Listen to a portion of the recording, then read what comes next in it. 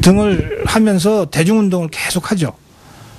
그래서 짧게 잡아서 74년부터 공적인 일을 했다고 치면 대개 한 74년이니까 한 40년 가까이 되는 거죠. 예. 중간에 공백이 있었지만 40년 가까이 어쨌든 공적으로 활동을 한 것이고, 그것도 권력의 한가운데에서 또는 권력에 아주 가까운 곳에서 권력을 지켜보기도 하고 그 생리를 배우기도 하고 또 직접 행사도 하고 이런 사람이거든요. 그러니까 그러면서 아버지 어머니가 암살당하는 경험, 자기가 직접 테러당한 경험, 이 박정희를 가까이서 모셨던 측근들이 배신하는 경험, 이전 투구와 뭐 모략과 이런 것들을 다 본 겁니다. 그래서 저는 우리 정치권에서 지금 살아있는 현존 정치인들 중에서 김영삼 대통령을 빼놓고는 박근혜의 이 정치 경험, 이 파란만장한 정치 경험을 따라갈 사람이 없다고 생각합니다. 거의 모든 경우의 수를 다 박근혜가 직접 경험한 거예요. 그렇기 때문에 위기가 와도 그걸 극복할 수 있는 이 정치력이 있습니다. 그리고 박근혜가 어떤 선택을 하건 믿고 따를 의지와 용의가 있는 25%의 우리 국민들이 있어요. 지지도는 35%지만 실제로 아주 열렬한 지지자는 아마 25% 정도 되지 않을까 싶은데요. 네. 이 25%는 열광적인 사람들이라서요. 박근혜와 거의 정서적으로 일체감을 갖는 사람들입니다. 매니아라고 얘기해요? 예, 그렇습니다. 노사모보다도 또 어떤 면에서는 더 응집력이 강한 사람들이죠. 제가 이분들하고 얘기를 할 때 보면 유경수 여사가 박근혜를 어린 시절에 어떻게 교육을 시켰다든지 이런 얘기를 할 때 그분들의 눈에서 이렇게 눈물이 글썽글썽하는 장면을 제가 여러 번 보거든요. 그건 뭐냐면 그 지지자들은 박근혜를 정말 자식처럼 생각하거나 아니면 거의 그 감정이입이 돼 있는 상태의 지지자들입니다. 그러니까 여기에 한 10% 정도의 정치적 선택을 한 지지자들이 얹혀서 35%가 있는 거라고 보면요. 이렇게 충성도 높은 지지층이 있기 때문에 박근혜가 어떤 실수를 하더라도 어떤 잘못을 하더라도 다 이해하고 양해하고 따라갈 용의가 있는 사람들이고요. 여기에 박근혜가 그런 모든 위기 상황을 극복할 수 있는 그 위기 관리 능력을 갖고 있는 거죠. 네. 그렇기 때문에 이해찬과 전혀 근본적으로 다르다. 네. 저는 그렇게 해석합니다. 알겠습니다. 고성국 박사님, 저희가 이제까지 그 대선 얘기만 해왔는데 말이죠. 총선 얘기를 그냥 지나칠 수는 없지 않겠습니까? 네. 예. 총선 얘기를 간단히 좀 평가해 주시죠. 총선은 뭐 내년 대선 전초전이라고 봐야 됩니다. 박근혜가 한나라당 총선을 전면에 나서서 지휘하게 될 거고요. 네. 손학규건 문재인이건 야권 주자들도 총선에서 공을 세우지 않으면 네. 대권 주자로 선택받기 어렵지 않겠어요? 그렇죠. 그래서 이제 대선 전초전인데 이 총선의 승부, 1차 승부는 공천을 어느 쪽이 더 제대로 물갈이를 하느냐에 달려 있을 겁니다. 그런데 한나라당은 지금 위기의식이 굉장히 높아요. 이명박 정권에 대한 비판 여론이 너무 높기 때문에 그래서 위기의식이 높으니까 그만큼 물갈이를 하지 않으면 다 죽는다고 하는 인식도 넓게 확산되어 있는 거죠. 그래서 한 40%에서 50% 가까이 물갈이를 하게 되면 그 새로운 인물들과 박근혜가 손잡고 대통령 박근혜를 만들려면은 이번에 한나라당을 찍어주십시오. 이렇게 유세를 하고 다닐 거예요.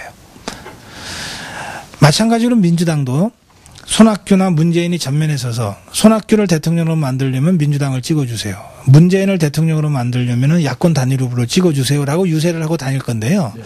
그런데 민주당은 지금 공천만 받으면 당선이 된다라고 수도권 중심으로 의식들이 팽배해 있기 때문에 누구도 공천만 받으면 되는데 양보하고 싶겠어요? 그래서 상대적으로 물갈이 폭이 그렇게 넓지 않을 수가 있습니다. 그러면 원래 야당이 총선에서 유리한 것은 현 정권에 대한 심판 성격의 선거기 때문에 유리한 거거든요. 그래서 이명박 정권에 대한 비판 여론이 높으니까 민주당이 유리할 거다라고 지금 보고 있는 것인데 막상 선거가 됐는데 이명박은 없고 박근혜가 있단 말이에요. 박근혜와 새롭게 정치권에 공천받아서 진출할 새로운 인물들이 딱 줄 서 있는데 이 사람들을 향해서 이명박 정권 심판하겠다고 갖다 대는 꼴이 되거든요. 이게 안 먹힐 가능성이 있습니다. 더구나 우리 국민들의 절반 이상이 박근혜가 대통령이 되는 것을 정권 재창출로 보는 게 아니라 정권 교체로 보고 있다. 이렇게 지금 대답을 하고 있는 상황이니까 더구나 야당의 공격이 이명박이 전면에 서서 선거를 치른다면 먹히겠지만 박근혜가 전면에 서는 순간 공격이 안 먹혀요. 그래서 저는 지금 여론이 매우 이명박 정권한테 안 좋지만 그래서 조사를 하면 내년 총선에는 여당을 찍겠다는 것보다 야당을 찍겠다는 유권자들이 다소 많지만 그러나 막상 박근혜가 전면에 서고 손학규 문재인이 전면에 서고 한나라당이 대대적인 물갈이를 하고 민주당은 예상보다는 물갈이를 잘 못한 상태에서 선거가 되면 저는 한나라당이 이긴다고 봅니다. 그래서 예상 의석으로는 저는 민주당, 한나라당이 135에서 140석 정도요. 민주당이 125에서 130석 정도가 되지 않을까 싶고요. 그럼 이제 나머지를 자유선진당, 미래한국연합, 민노당, 진보당 등등, 그다음에 무소속이 하게 될 겁니다. 그래서 결국은 어느 당도 과반수당은 못 하는 것이고요. 그런 상태에서 한나라당이 일당을 하면 지금 이를테면 내일 만약에 투표를 한다 그러면 한나라당이 100석도 못할 거다 이렇게들 생각하거든요.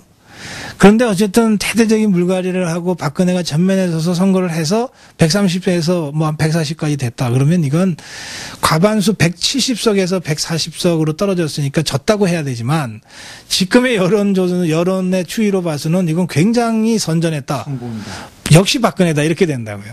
그러니까 그 정도 되면은 박근혜 대세로는 훨씬 더 강화되죠. 네.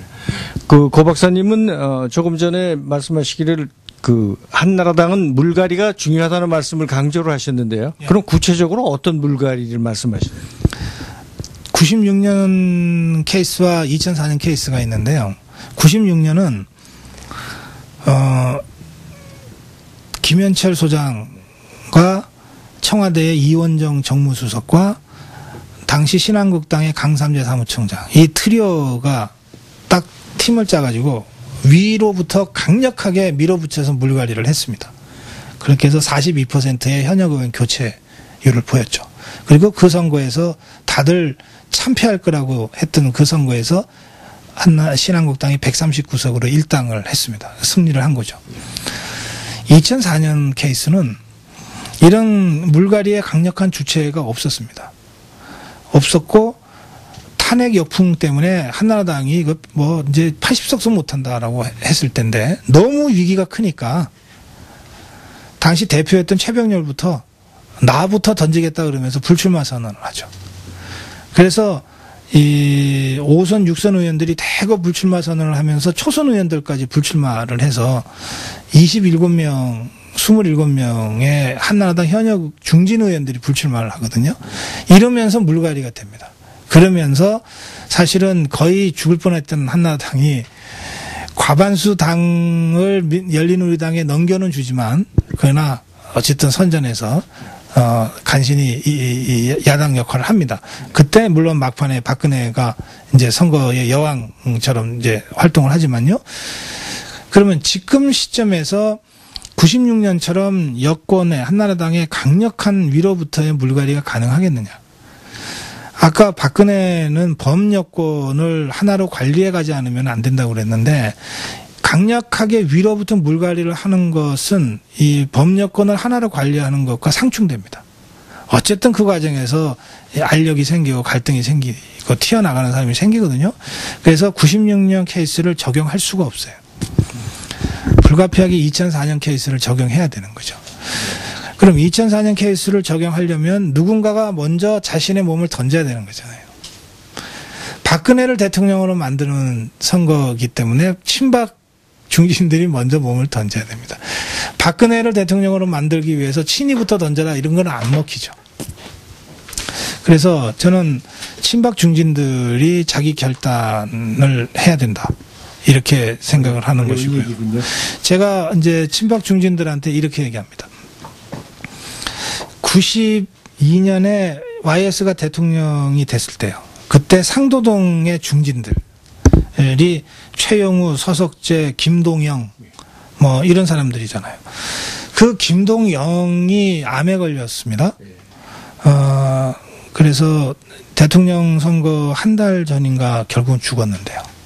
그때 김동영이 그 YS한테 자기가 암에 걸려서 있다는 거를 알리지 말라고 그러거든요. 끝까지 알리질 않습니다. 그러니까 조금이라도 대통령 YS한테 부담을 주지 않기 위해서요. 그러니까 제가 이제 친박 중진들한테 제가 대놓고 이렇게 얘기하죠. 당신들 그 YS를 위해서 자기의 암까지도 숨기면서 마지막까지 분투했던 김동영의 그 이 헌신과 진정성을 당신들도 갖고 있냐? 그게 없으면 박근혜 대통령 만들겠다고 나서지 마라. 대통령 아무나 하는 거 아니다. 대통령 만드는 사람도 아무나 나선다고 되는 거 아니다. 그 정도의 헌신성과 진정성과 자기를 버리겠다고 하는 용기가 없이 무슨 대통령을 만들고 나라를 경영하겠다 하냐. 그래서 제가 6선 의원이 7선 되는 게 뭐 그리 중요하냐. 제 4선 의원이 5선 되는 게 뭐 그리 중요하냐. 지금 당신들이 던지지 않으면 친이가 던질 리가 없고 그러면 물갈이 안 되고 그 물갈이 안 된 상태에서 박근혜가 선거니까 어쩔 수 없이 나서야 되고 그렇게 해서 패배가 되면 박근혜 대세론이 꺾이는데 결단의 순간이 필요하다. 제가 이렇게 친박들한테 얘기합니다. 친박 중진들한테. 아직 대답을 제가 못 들었어요. 네, 알겠습니다. 이제 저희 매듭을 지어야 되겠는데요. 예. 시간이 없어서 그런데 아주 간단히 말씀을 해주시고 싶은 게 이제 이명박 대통령 이제 시간이 얼마 없거든요. 예. 정권에 대한 평가, 그 남북 정권의 남북 교류에 관한 그 평가는 어떻게 점수를 주시겠어요?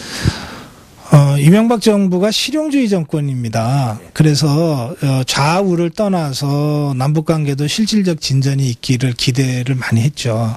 그런데 그동안은 그렇게 되지 못했어요. 그래서 남은 1년 반 동안이라도 실용주의 정권답게 실질적인 이 인도주의나 경제교류가 좀 있었으면 좋겠다는 생각이 들고요.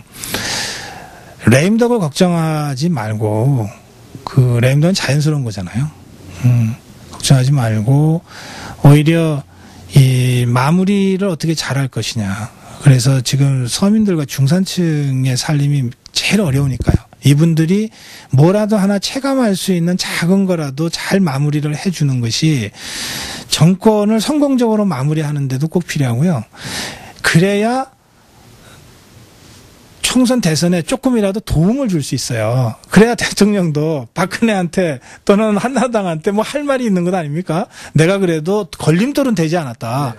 이런 모습을 좀 담담하게 그렇게 견제해 나가는 것이 저는 필요하다고 생각합니다. 알겠습니다. 네, 장시간 이렇게 아주 참 금싸라기 같은 그런 좋은 말씀해 주셔서 대단히 감사하고요. 아마 많은 시청자 여러분들께서도 아마 속이 후련했을 줄 믿습니다. 예. 좋은 말씀 대단히 감사합니다. 고맙습니다. 나머지 열정도 잘 소화하시고요. 좋은 여행 되십시오. 고맙습니다. 안녕히 가십시오.